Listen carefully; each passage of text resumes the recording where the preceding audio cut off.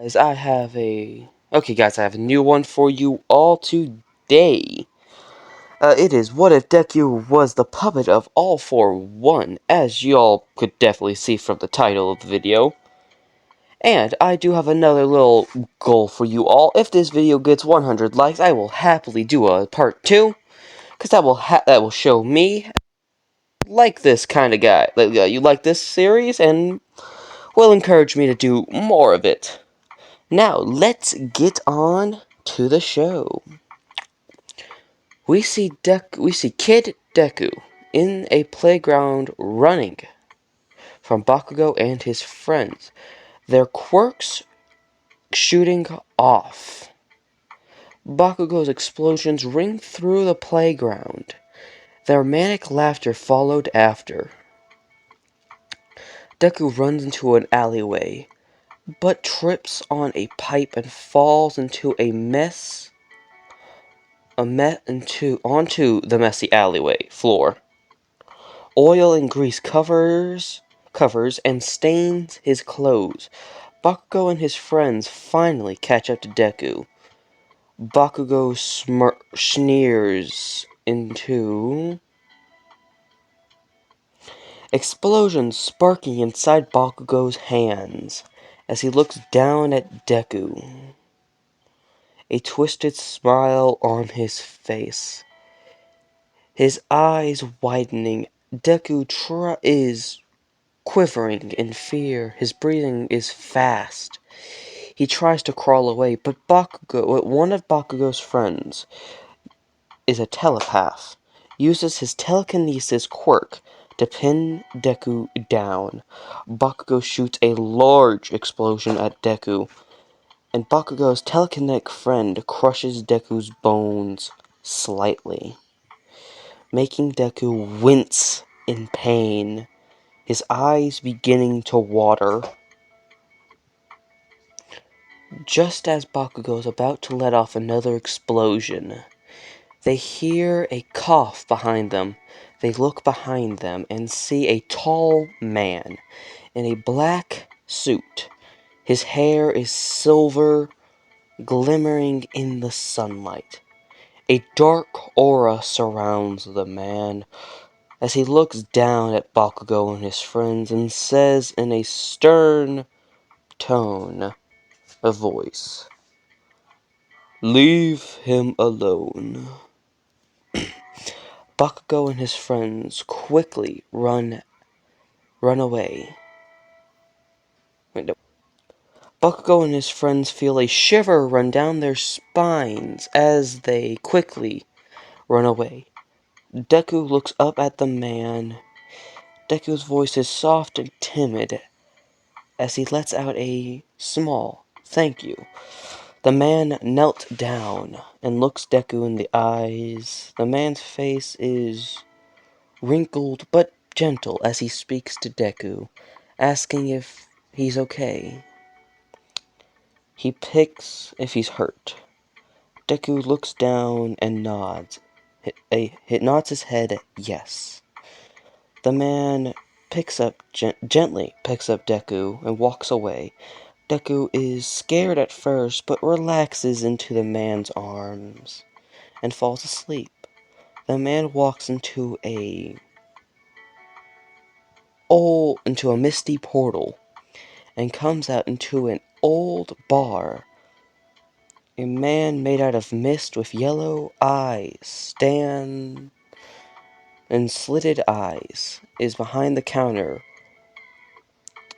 The man is All for One. All for One gently puts Deku on the couch, where a girl is sitting in a black hoodie playing some video game. All for One gently puts a blanket on Deku and then looks at his daughter, Tomura Shigaraki. Okay, guys. Breaking story a bit. Here's some notes for y'all. Okay, I did. Thank you for watching first, if you made it this far. But let me just make something clear. I did make Shigaraki a girl in this one. That's for reasons that y'all figure out later down the line if y'all like this series enough. Okay? Okay, let's get back into it. All for One tells Shigaraki to keep an eye on Deku, then looks into Deku's school bag and sees a hero notebook for the future #1, volume 13. All for One reads the book, the different suggestions, the different ideas, the different strategies, the book for the hero's quirk. This boy has a inquisitive mind and a great gift for analysis. All for One tells Kirigiri to go to Deku's house to find more of these notebooks.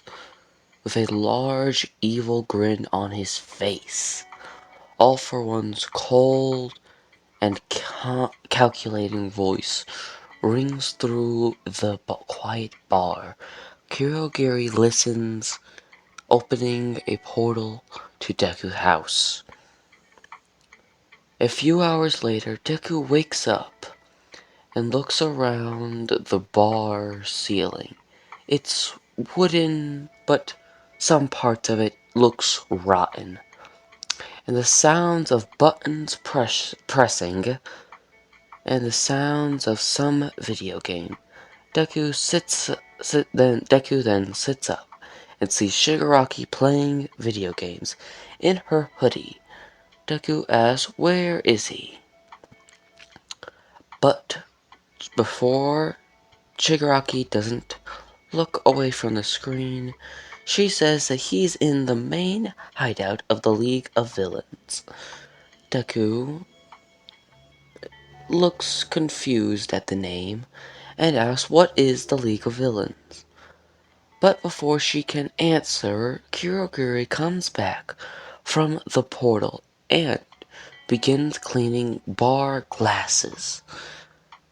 Deku's eyes widen at seeing such a unique quirk and slowly gets up and walks over to Kirigiri and asks him what is his quirk. Kirigiri begins to explain his quirk to Deku. Deku's eyes widen and begins asking,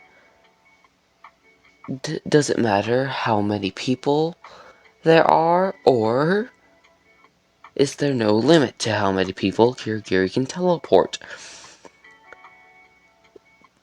And Deku begins writing down different suggestions and possibilities for Kirigiri's quirk, after Kirigiri tells him that there is no limit to how many people he can teleport.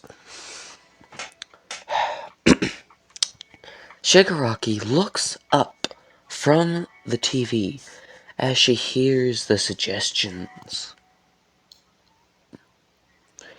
Kirigiri asks if he can borrow Deku's notebook to show his friend. Deku happily agrees. Kirigiri then takes the notebook and disappears into another portal and appears in a pitch black room. The sound of medical equipment can be heard beeping throughout the quiet place. Kirigiri then greets All for One, his master, and says that the boy he has brought is just as smart as he thought. Kirigiri then shows All for One the notebook containing the ideas for his quirk. All for One puts down another one of Deku's notebooks he was reading and grins happily as he sees what Deku has written about Kirigiri's quirk and says, "This boy has a great mind and would make a wonderful addition to the league. Now Kirigiri stopped his training immediately. Kirigiri nods and teleports back to the bar. He sees Deku and Shigaraki sitting on the couch as Deku tells her different strategies she can use in the game. Kirigiri smiles as he goes back cleaning bar glasses.